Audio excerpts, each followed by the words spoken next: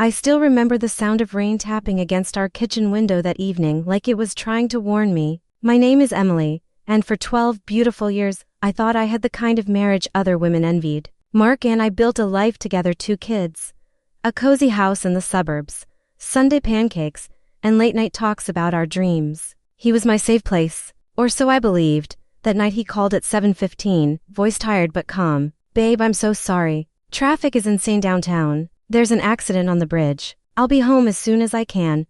I could hear the wipers swishing in the background. I told him not to worry, kissed the phone, and went back to helping our daughter with her homework, but something felt off. The rain wasn't that heavy, and Mark's office was only 20 minutes away even in bad weather. Still, I pushed the uneasy feeling down. He'd never given me a reason to doubt him, until that small voice inside whispered, "Just check."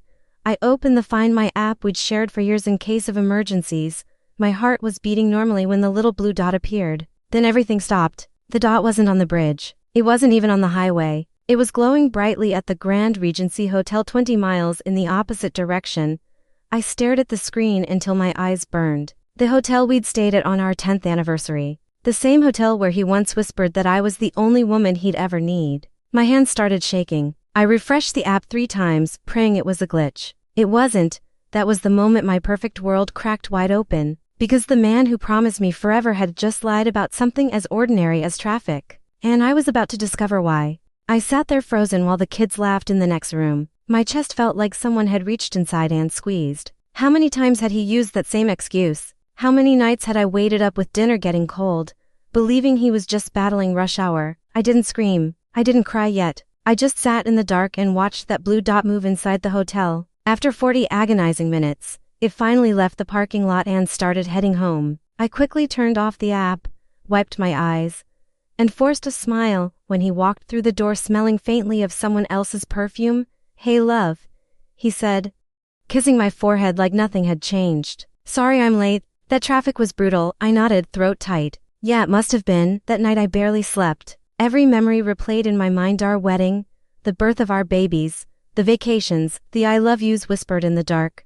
Had any of it been real? The next morning I acted normal while my heart was shattering into 1,000 pieces. But I started noticing everything. The sudden late meetings, the new cologne, the way he guarded his phone like it held state secrets.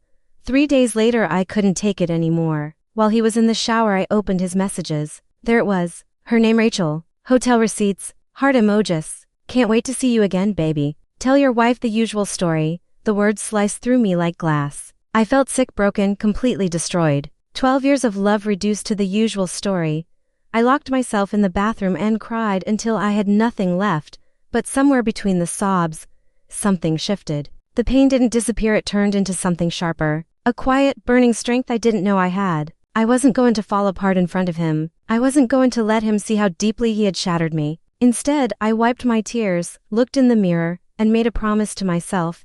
He would feel exactly what I was feeling. But smarter, quieter, and far more devastating, I started planning that same night, calmly, carefully, while he slept beside me, completely unaware that the woman he betrayed had just decided his comfortable little lie was about to cost him everything. I didn't confront him right away. That would have been too easy. Instead, I became the perfect wife for 2 more weeks, smiling, cooking his favorite meals, asking about his hard days at work, all while quietly gathering every single piece of proof. Then came the night of our company anniversary party. Mark's entire office was there, bosses, colleagues, even his parents. I wore the red dress he always loved and smiled the entire evening. When the speeches started, I politely asked the DJ for the microphone. The room went quiet as I looked straight at my husband. "Mark has always been so good at telling stories," I said softly. "Like the one about being stuck in traffic. But I think everyone should see the real story tonight." I connected my phone to the projector. The screen filled with screenshots, location pins at the hotel receipts in his name, the messages that said "tell your wife the usual story."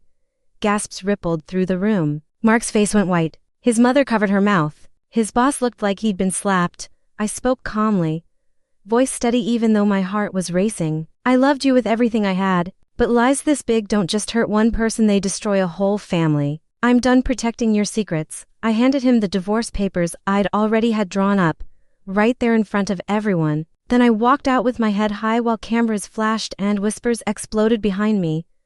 The next few months were hard, but they were mine. Mark lost the promotion he'd been chasing. Several colleagues distanced themselves. His parents stopped speaking to him for a while. Rachel disappeared the moment the spotlight hit her. And I moved into a beautiful new apartment with the kids, started a small business I'd always dreamed of, and slowly pieced my heart back together.